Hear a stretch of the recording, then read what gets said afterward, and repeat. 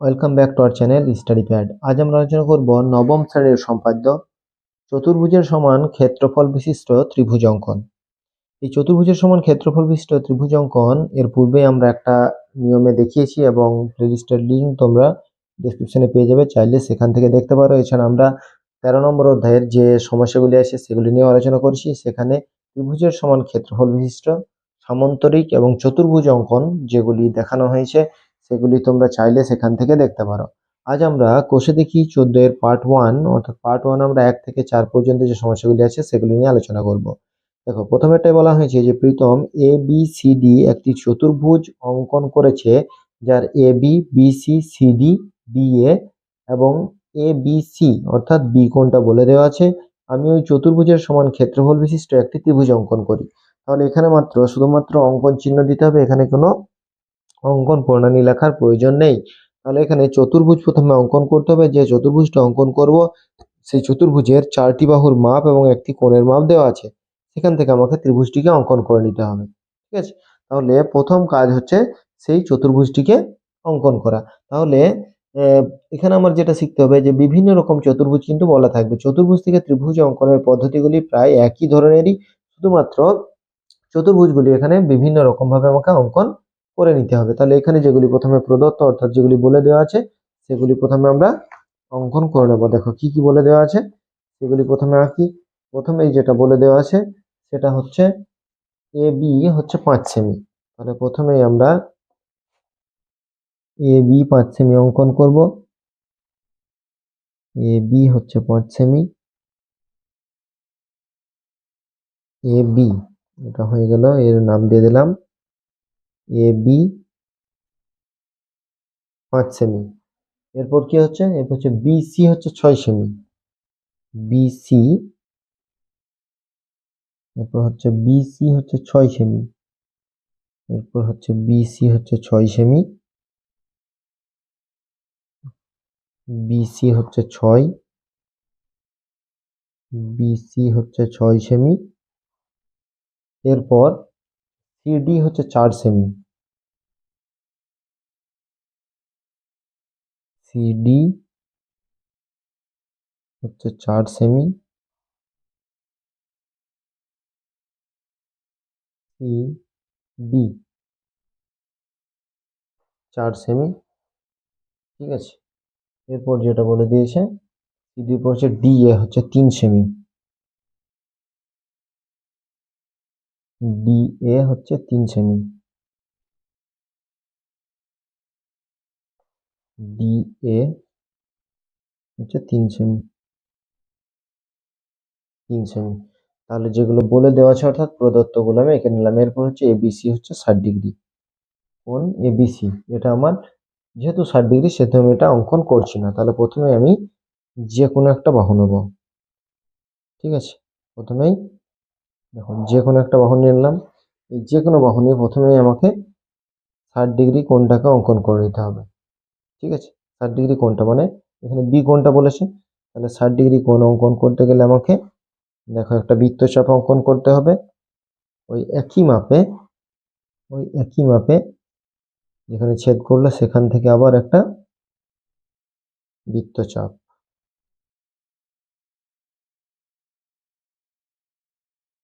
ঠিক আছে, তাহলে এটা হয়ে গেল কত ডিগ্রি, 60 ডিগ্রি।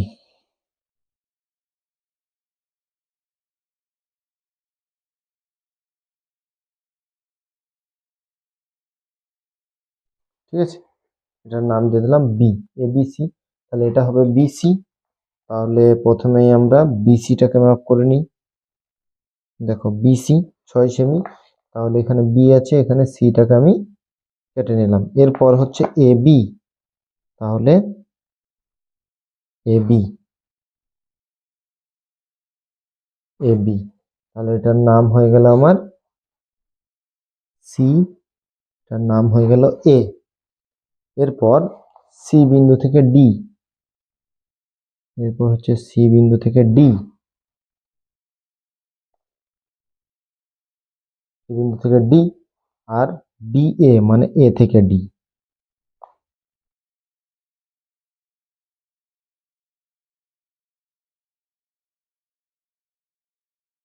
এই অংশটা হচ্ছে ডি। এবার এগুলোকে আমি কি করব, যোগ করে নেবো। তাহলে চতুর্ভুজ আঁকার বিভিন্ন পদ্ধতি কিন্তু আমরা ক্লাস 8-এ শিখেছি। তোমরা যদি না শিখে থাকো অবশ্যই কিন্তু চতুর্ভুজ অঙ্কন যে পদ্ধতিগুলি আছে সেগুলি ক্লাস 8 থেকে প্রথমে কিন্তু শিখতে হবে, কারণ সেগুলি না শিখলে কিন্তু এই ধরনের যে সম্পাদ্যগুলি সেগুলি শেখা সম্ভব নয়। এরপর আমরা কি করব, এই যে কর্ণটি, ঠিক আছে, এসি, এই এসি কর্ণটি যোগ করলাম। এবার আমরা এই এসিটাকে মাপ করব। এসিটাকে মাপ করলাম, মাপ করে ডি বিন্দু থেকে একটা বৃত্তচাপ, ঠিক আছে। আবার এডিটা মাপ করব, ঠিক আছে, এডিটা মাপ করে সি বিন্দু থেকে একটা বৃত্তচাপ। তাহলে যখন আমরা দেখো এসি মাপ করছি মানে ডি বিন্দুটা এই পোর্শনটা, ডি অংশটা ফাঁকা রয়েছে, ডি থেকে আমরা বৃত্তচাপটা কাটছি। আবার যখন এডিটা মাপ করছি তখন সি বিন্দুটা ফাঁকা থাকছে, মানে এই যে পোর্শনটা যখন আমরা কর্ণটা টানলাম তখন উপরের অংশটা থেকে আমি দুদিক থেকে বৃত্তচাপটা অঙ্কন করছি। এবার যেখানে বৃত্তচাপটা আমার ছেদ করেছে, ঠিক আছে, সেখানের সঙ্গে আমি এই যে ডি বিন্দুটা সেটাকে আমরা সংযোগ করব। দেখো ডি বিন্দুটা সংযোগ করলাম। এবার ডি বিন্দুটা যেখানে সংযোগ করেছে দেখো এই যে অংশটা মানে বিসি এর বর্ধিত অংশ, ধরে নাও বিসি এর বর্ধিত অংশ এক্স, এই অংশটাকে এক জায়গাতে ছেদ করলো, একটা বিন্দুতে ছেদ করেছে, সেই অংশের সঙ্গে আমরা এ বিন্দুটাকে সংযোগ করব। এ বিন্দুটাকে সংযোগ করলাম, এটার নাম দিয়ে দিলাম ধরে নাও ই, এটার নাম দিয়ে দিলাম আমরা পি, বর্ধিত অংশটার নাম দিলাম পি। তাহলে এখানে আমরা লিখব যে অতএব চতুর্ভুজ এ বি সি ডি এর সমান সমান ক্ষেত্রফল বিশিষ্ট এ বি ই ত্রিভুজ অঙ্কন করলাম, ঠিক আছে। তাহলে এখানে 1 নম্বর যে সমস্যাটা বলেছিল সেখানে মাপ বলে দিয়েছিল, ঠিক আছে, মাপটা বলে দিয়েছিল কি চতুর্ভুজের 4টি বাহু বলে দিয়েছিল এবং একটি কোণ বলে দিয়েছিল। কোণটা কত ডিগ্রি বলে দিয়েছিল, 60 ডিগ্রি। 60 ডিগ্রি যেহেতু বলেছিল সেহেতু আলাদা করে আমি আর অঙ্কন করিনি। তাই আমি কি করলাম, ওই 4টে বাহু এবং একটি কোণ দিয়ে চতুর্ভুজ অঙ্কন করলাম। চতুর্ভুজ অঙ্কন করার পর চতুর্ভুজ থেকে একটি সমান ক্ষেত্রফল বিশিষ্ট একটি ত্রিভুজ অঙ্কন করলাম যার নাম হলো এ বি ই, এবং সেটা লিখেও দিয়েছি যে চতুর্ভুজ এ বি সি ডি এর সমান ক্ষেত্রফল বিশিষ্ট এ বি ই ত্রিভুজ অঙ্কন করলাম। এরপর আমরা দুইয়ের যে সমস্যাটা আছে সেটা দেখবো। দেখো দুইয়ের সমস্যাটা কি বলা হয়েছে, যে সাহানা একটি চতুর্ভুজ এ বি সি ডি অঙ্কন করেছে যার এ বি হচ্ছে 4, বি সি হচ্ছে 5, সি ডি হচ্ছে 4.8 semi, A D 4.2, Karna AC হচ্ছে 6। চতুর্ভুজটির সমান ক্ষেত্রফল বিশিষ্ট একটি ত্রিভুজ অঙ্কন করি। তাহলে এখানে 5টা বাহুর মাপ দিয়েছে, দেখো 4 সেমি, 5 সেমি, 4.8 সেমি, 4.2 সেমি এবং 6 সেমি। তাহলে এই 5টা বাহু প্রথমে আমি অঙ্কন করে নিই, ঠিক আছে। যেগুলো প্রদত্ত থাকবে সেগুলো আমাকে কিন্তু অঙ্কন করে নিতে হবে। প্রথমে হচ্ছে এ বি হচ্ছে 4 সেমি, তাহলে প্রথমেই আমরা এ বিটা 4 সেমি অঙ্কন করে নিই।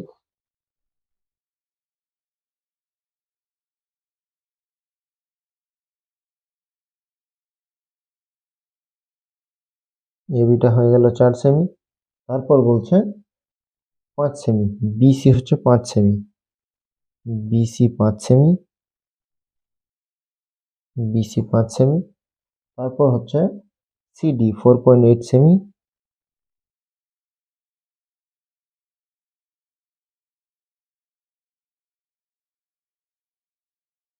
CD 4.8 semi. তারপর হচ্ছে 4.2 সেমি, ডিএ হচ্ছে 4.2 সেমি। তারপর এসি হচ্ছে 6 সেমি, এসি হচ্ছে 6 সেমি, ঠিক আছে। এবার আমি মাপগুলো লিখে নিই। প্রথমেই হচ্ছে এ বি হচ্ছে 4 সেমি, তারপর হচ্ছে বিসি হচ্ছে 5 সেমি, তারপর হচ্ছে সিডি 4.8 সেমি, তারপর হচ্ছে 4.2 সেমি হচ্ছে ডি এ, তারপর হচ্ছে এসি 6 সেমি। ঠিক আছে, এই মাপগুলো আমার জানা আছে। এবার আমাকে চতুর্ভুজটা অঙ্কন করতে হবে। তাহলে প্রথমেই যে কোনো একটা বাহু, প্রত্যেকটার ক্ষেত্রে একই নিয়ম, প্রথমেই যে কোনো একটা বাহু নিলাম। ঠিক আছে, যে কোনো বাহু নিয়ে প্রথমেই আমরা ভূমি অর্থাৎ বিসিটাকে মাপি। বিসিটাকে প্রথমেই অঙ্কন করে নিলাম, নামটাও কিন্তু আমি সঙ্গে সঙ্গে লিখে নেব, বি সি। ঠিক আছে, এরপর এবি, এবি অংশটা কাটলাম। দেখো, এবি অংশটা কেটে নিলাম। এরপর আমরা এসি অংশটা জানি, এসি, এসিটা মাপ করলাম, সি থেকে কেটে নিলাম। তাহলে এই অংশটার নাম হয়ে গেল এ। তাহলে এ আমরা জানলাম, তাহলে এ ডিটা আমরা কাটতে পারি, এ ডিটা। তাহলে এ ডি অংশটা কাটলাম, তাহলে সিডি, এরপর হচ্ছে সিডি। তাহলে সি থেকে ডিটা কেটে নিলাম। ঠিক আছে, এবার আমরা সবগুলোকে সংযোগ করে দিই। তাহলে এটা হয়ে গেল ডি। তাহলে এগুলোকে এবার সংযোগ করে দিই। তাহলে এর সঙ্গে বি,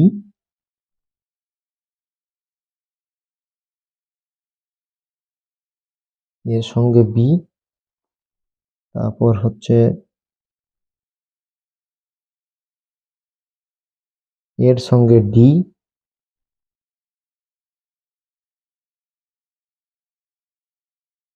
সি এর সঙ্গে ডি।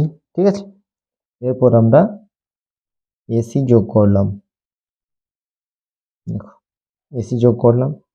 এরপর এসিটাকে পরিমাপ করব কাঁটা কম্পাসের সাহায্যে। পদ্ধতি কিন্তু একই, এসি পরিমাপ করলাম, ডি বিন্দুতে বসিয়ে একটা বৃত্তচাপ। প্রত্যেকটির ক্ষেত্রে নিয়ম কিন্তু একই। ঠিক আছে, এরপর এডিটা পরিমাপ করব, এডিটা পরিমাপ করে সি বিন্দুতে বসিয়ে আবার একটা বৃত্তচাপ।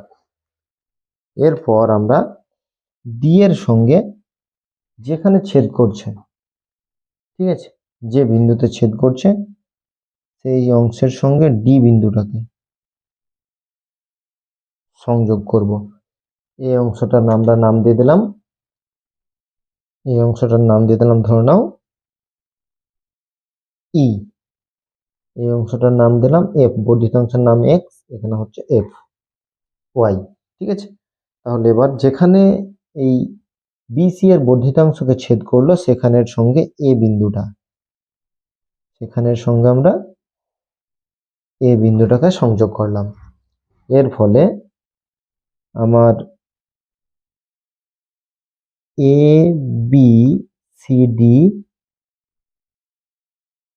চতুর্ভুজ এর সমান ক্ষেত্রফল বিশিষ্ট এ বি এফ ত্রিভুজ অঙ্কন করা হলো।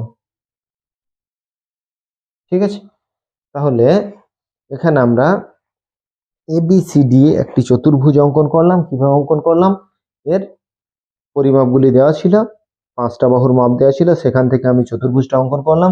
চতুর্ভুজ অঙ্কন করার পর সেই চতুর্ভুজের সমান ক্ষেত্রফল বিশিষ্ট একটা ত্রিভুজ আমি অঙ্কন করে নিলাম। তাহলে 2-এর দাগে যে সমস্যাটা দেওয়া ছিল সেটার আমরা সমাধান করলাম। এরপর আমরা 3-এর দাগে যে সমস্যাটা আছে সেটার আমরা সমাধান করব। দেখো, 3-এরটা কি বলা হয়েছে, সাহানা একটি আয়তক্ষেত্র এবিসিডি এঁকেছে, যার এবি ও বিসি, এবি বলা হচ্ছে 4 সেমি, বিসি 6 সেমি। এবিসিডি আয়তক্ষেত্রের সমান ক্ষেত্রফল হিসেবে ত্রিভুজ অঙ্কন। তাহলে আয়তক্ষেত্র অঙ্কন করতে গেলে কি হবে, আয়তক্ষেত্রের প্রতিটি কোণ কত, সমকোণ অর্থাৎ 90 ডিগ্রি। তাহলে আমাকে 90° কোণ অঙ্কন করতে হবে এবং বিপরীত বাহুগুলিও সমান। বিপরীত বাহুগুলি দুটো বাহু দেওয়া আছে, তাহলে বিপরীত বাহুগুলি কত 4 সেমি করে হবে এবং আর দুটি বিপরীত বাহু 6 সেমি করে হবে। তাহলে আয়তক্ষেত্র অঙ্কন হয়ে গেলে আয়তক্ষেত্র থেকে আমরা কি করব, আয়তক্ষেত্র যখন অঙ্কন হয়ে যাবে সেখান থেকে একটা ত্রিভুজ অঙ্কন করবো। তাহলে এটি আরো সহজ, যদি আমরা আয়তক্ষেত্রের অঙ্কন করতে পারি তাহলে খুব সহজেই আমরা সেখান থেকে ত্রিভুজটাকে অঙ্কন করে নেবো। তাহলে প্রথমে 4 সেমি এবং 6 সেমি দুটি বাহু প্রথমে অঙ্কন করে নিই।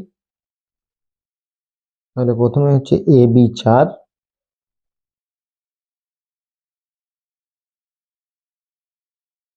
AB 4 সেমি আর BC হচ্ছে 6 সেমি, BC হচ্ছে 6। ঠিক আছে, তাহলে AB হচ্ছে 4 সেমি আর BC হচ্ছে 6 সেমি। ঠিক আছে, প্রথমেই দুটো বাহু অঙ্কন করলাম। এবার কি করতে হবে, যে কোনো একটা বাহু অঙ্কন করতে হবে। তাহলে যে কোনো একটা বাহু অঙ্কন করলাম। এরপর আমাকে 90° একটা কোণ অঙ্কন করতে হবে। যেহেতু আয়তক্ষেত্র অঙ্কন করব, আয়তক্ষেত্র অঙ্কন করতে গেলে একটি কোণ তো আমাকে সমকোণ অঙ্কন করতেই হবে। তাহলে একটি কোণ সমকোণ আমি প্রথমেই অঙ্কন করে নিই। একই বৃত্তচাপ নিয়ে 90° কোণ তো আমরা আঁকা আগেই শিখেছি। যদি না শিখেছি অবশ্যই এগুলো কিন্তু শিখে নেবে, কারণ ক্লাস 9-এ পড়ছো, যদি 90° কোণ আঁকা না শিখো তাহলে কিন্তু সমস্যায় পড়তে হবে। তাহলে এটা দেখো 90° কোণ এঁকে নিলাম। 90° কোণ এঁকে আমরা এখান থেকে দেখো আয়তক্ষেত্রটা অঙ্কন করে নেবো। তাহলে BC মানে হচ্ছে ভূমিটা। ঠিক আছে, তাহলে BCটা মাপ করে নিলাম। এখানে আমরা BCটা কেটে নিলাম, এর নাম দিলাম BC। এরপর হচ্ছে ABটা মাপ করলাম। B থেকে এর অংশ এবং C থেকেও এর অংশ কাটলাম। ঠিক আছে, মানে C থেকে D কাটলাম। এরপর আবার BCটা নিলাম, BCটা নিয়ে আমরা A থেকে কেটে নিলাম। এর নাম দিলাম আমরা D, এর নাম দিলাম আমরা A। এবার আমরা এই অংশগুলিকে যোগ করে নেব। C থেকে Dটাকে যোগ করলাম আর এর সঙ্গে Dটাকেও যোগ করে নিলাম। ঠিক আছে, এরপর আমরা কর্ণ AC কে যোগ করব। ঠিক আছে, এরপর কর্ণ AC কে যোগ করলাম। দেখো কর্ণ AC কে যোগ করে নিয়েছি। কাঁটা কম্পাসের সাহায্যে AC কে পরিমাপ করব। পরিমাপ করার পর D থেকে কেটে নিলাম। এরপর আমরা ADA পরিমাপ করে C বিন্দু থেকে কেটে নিলাম। ঠিক আছে, যেহেতু BCটা বর্ধিত করতে হবে, আমরা ছোট অঙ্কন করে নিয়েছি, BCটাকে বর্ধিত করে নিলাম।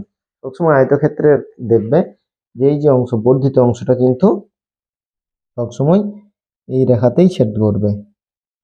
ঠিক আছে, অর্থাৎ যেটা ভূমি থাকবে সেই অংশে এটা ছেদ করবে। এরপর আমরা B থেকে এটাকে অঙ্কন করে নিলাম। এটার নাম দিয়ে দিলাম আমরা E। বর্ধিত অংশের নাম X, এটার নাম দিয়ে দিলাম Y। এবার দেখো ওই BCর বর্ধিত অংশতে এটা ছেদ করেছে, এর সঙ্গে আমরা এই যে E নাম দিয়েছি সেই বিন্দুটাকে আমরা সংযোগ স্থাপন করলাম, অর্থাৎ যোগ করে নিলাম। তাহলে আমার দেখো ABE একটা ত্রিভুজ অঙ্কন হয়ে গেছে। তাহলে এখানে আমরা কি অঙ্কন করতে বলেছিল, এখানে আমরা অঙ্কন করতে বলেছিলাম যে ABCD আয়তক্ষেত্রের সমান ক্ষেত্রফল বিশিষ্ট একটা ত্রিভুজ অঙ্কন। তাহলে লিখবো যে অতএব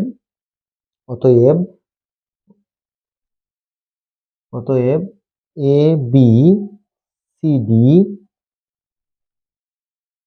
আয়তক্ষেত্রের সমান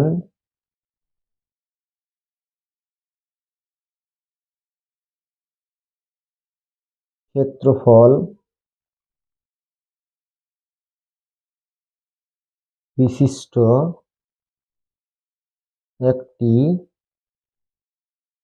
একটি ABE ত্রিভুজ অঙ্কন করলাম। তাহলে 3-এর দাগের আরো সহজ, অর্থাৎ আয়তক্ষেত্র অঙ্কন করা জানলেই আমরা খুব সহজেই সেখান থেকে একটা ত্রিভুজ অঙ্কন করতে পারবো। ঠিক আছে, তাই বারবার বলছি, প্রত্যেকটা দেখো চতুর্ভুজ থেকে ত্রিভুজ আঁকার নিয়ম কিন্তু একই, শুধুমাত্র কি করতে হচ্ছে, আমাকে চতুর্ভুজগুলো বিভিন্ন রকম ভাবে অঙ্কন আমাকে করে নিতে হচ্ছে। ঠিক আছে, এরপর 4-এর দাগে যে সমস্যাটা বলেছে সেটার সমাধান করবো। দেখো 4-এর দাগের সমস্যাটা কি বলা হয়েছে, 4-এর দাগের সমস্যাটা বলা হয়েছে যে একটি চতুর্ভুজ এ বি সি ডি আঁকি, যার বি সি বলে দিয়েছে 6 সেমি, এ বি 4 সেমি, সি ডি 3 সেমি। দুটো কোণ এখানে বলে দিয়েছে কত ডিগ্রি, বি কোণটা 60 ডিগ্রি আর সি কোণটা 55 ডিগ্রি। এবিসিডি চতুর্ভুজের সমান ক্ষেত্রফল বিশিষ্ট একটি ত্রিভুজ অঙ্কন করি, যার একটি বাহু এ বি এবং অপর একটি বাহু বিসি বাহুর বরাবর থাকবে। ঠিক আছে, তাহলে প্রথমে আমাকে কি করতে হবে, চতুর্ভুজটাকে অঙ্কন করতে হবে। চতুর্ভুজের যেগুলো দেওয়া আছে সেগুলো 3টে বাহু এবং 2টো কোণ, সেগুলো আমি অঙ্কন করে নিই। তাহলে প্রথমে হচ্ছে বিসি 6 সেমি, বিসি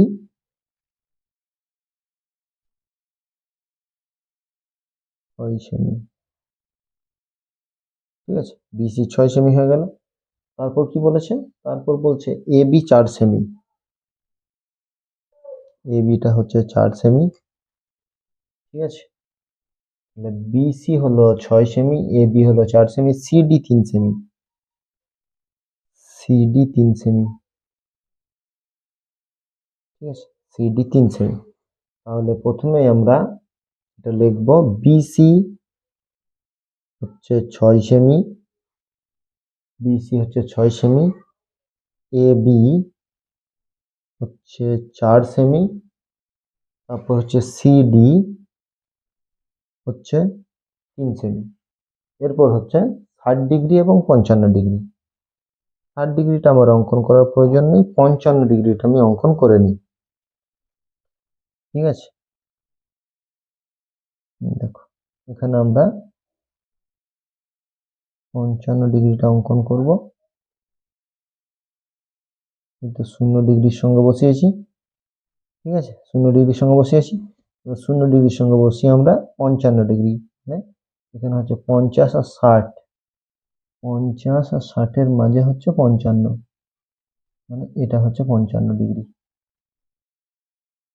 ঠিক আছে, এটা হচ্ছে 55 ডিগ্রি। তাহলে 55 ডিগ্রিটা আমরা এখানে অঙ্কন করে নিলাম। ঠিক আছে, এটা হচ্ছে 55 ডিগ্রি। 60 ডিগ্রি আঁকার প্রয়োজন নেই, 60 ডিগ্রি আমরা কাটা কম্পাসের সাহায্যে এঁকে নিতে পারবো। তাহলে এখানে যে কোনো একটা বাহু অঙ্কন করি, যে কোনো একটা বাহু প্রথমেই অঙ্কন করে নিলাম। এবার একটা কথা বলি, এখানে দেখো 55 ডিগ্রি কোণের নামটা বলে দিয়েছে, কত নাম বলে দিয়েছে, বিসিডি। তাহলে হচ্ছে বি, এটার নাম দিলাম আমরা বি সি ডি। ঠিক আছে, এবং যেটা 60 ডিগ্রি বলেছে সেটা বলেছে এবিসি, এবিসি। তাহলে বিসি বাহুটাকে আমি প্রথমেই কেটে নিই। ঠিক আছে, বিসিটা 6 সেমি, তাহলে এখানে বিসিটা মাপ করে কেটে নিলাম, এটার নাম দিয়ে দিলাম বি সি। তাহলে প্রথমেই আমি এখানে 60 ডিগ্রি একটা কোণ অঙ্কন করব। 60 ডিগ্রি কোণ অঙ্কন করার জন্য আমার আলাদা করে কোণ আঁকার প্রয়োজন নেই, এখানে আমরা 60 ডিগ্রি কোণ আঁকার জন্য একই বৃত্তচাপ নিয়ে যদি কেটে দিই, তাহলে আমার 60 ডিগ্রি কোণ এমনিতেই আমরা অঙ্কন করতে পারবো। তারপর এই বৃত্তচাপ দুটি যেখানে পরস্পরকে ছেদ করলো, এখানের সঙ্গে আমায়, ঠিক আছে, এটাকে যোগ করলাম। আর এই সি কোণটা, এটা আমি যোগ করব।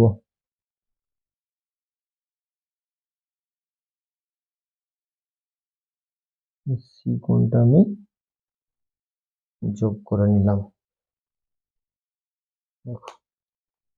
এই কোণটা এখানে অঙ্কন করব 60 ডিগ্রি, 65 ডিগ্রির জন্য যতটা আমার এই 55° জন্য যতটা বৃত্তচাপ প্রয়োজন ঠিক ততটাই আমি এখানে অঙ্কন করে নেব।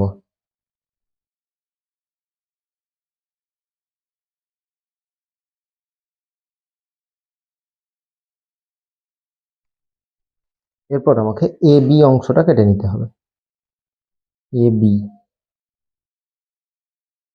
এ বিটা পরিমাপ করে কেটে নিলাম। এটার নাম হলো এ, ঠিক আছে। একটা হচ্ছে সিডি।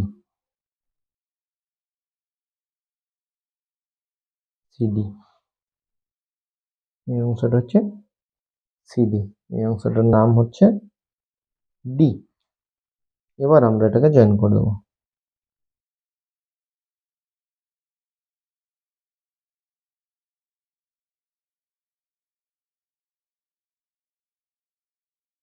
ঠিক আছে, দেখো তাহলে এবিসিডি হয়ে গেল। এটা কত হয়ে গেল? 60°। এটা হয়ে গেল 55°। এরপর আমরা কর্ণটাকে জয়েন করব। কর্ণটা হচ্ছে এসি। দেখো কর্ণটা জয়েন করলাম। তাহলে এবার আমরা এই কর্ণটার মাপ নিয়ে এই কর্ণটা মাপ নিলাম। এটা ডি বিন্দু থেকে আমরা বৃত্তচাপ কাটলাম। এরপর এডি বাহুর মাপ নিলাম। এটা সি বিন্দু থেকে কাটলাম। এরপর বৃত্তচাপ দুটি যেখানে পরস্পর ছেদ করলো সেটা আমরা ডি বিন্দুর সঙ্গে যোগ করলাম। ঠিক আছে, এটা ডি বিন্দুর সঙ্গে যোগ করলাম। এরপর এটা ধরে নাও এফ বিন্দুতে ছেদ করেছে, এটা হচ্ছে ওয়াই, হচ্ছে এক্স। এরপর বিসির বর্ধিত অংশকে যেখানে ছেদ করলো সেখানের সঙ্গে আমরা এ বিন্দুকে সংযোগ করলাম। ঠিক আছে, এর ফলে আমার এ বি ই একটা ত্রিভুজ পেলাম। তাহলে লিখবো যে অতএব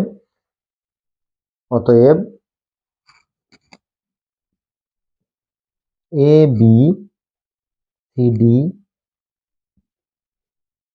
চতুর্ভুজের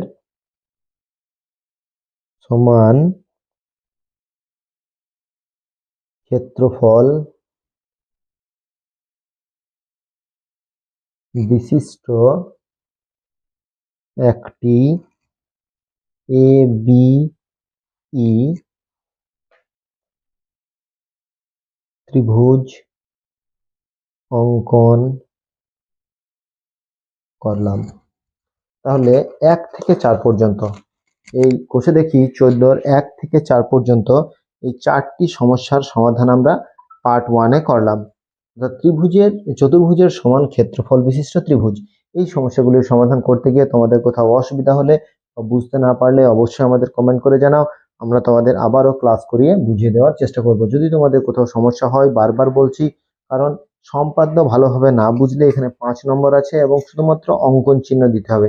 এঁকে নেওয়ার পর শুধুমাত্র নামগুলো দিলেই তোমরা 5 নম্বর পাবে। এছাড়াও তোমরা 13 নম্বর অধ্যায়ের অর্থাৎ আরো একটি সম্পাদ্যের যে অধ্যায় আছে সেখানে আমরা দেখিয়েছি কোষে দেখে যে সমস্যাগুলি আছে সেগুলির সমাধান করেছি। 13 নম্বর অধ্যায়ের লিস্টের লিঙ্ক তোমরা ডিসক্রিপশনে পেয়ে যাবে, চাইলে সেখান থেকে সেই সমাধানগুলি দেখতে পারো। আজ এই পর্যন্তই, পরবর্তী ক্লাস নিয়ে আমরা খুব শীঘ্রই হাজির হব। ততক্ষণ পর্যন্ত সকলকেই ধন্যবাদ। সবার দিন শুভ হোক, ভালো থাকো, সুস্থ থাকো, ভালো করে পড়াশোনা করো।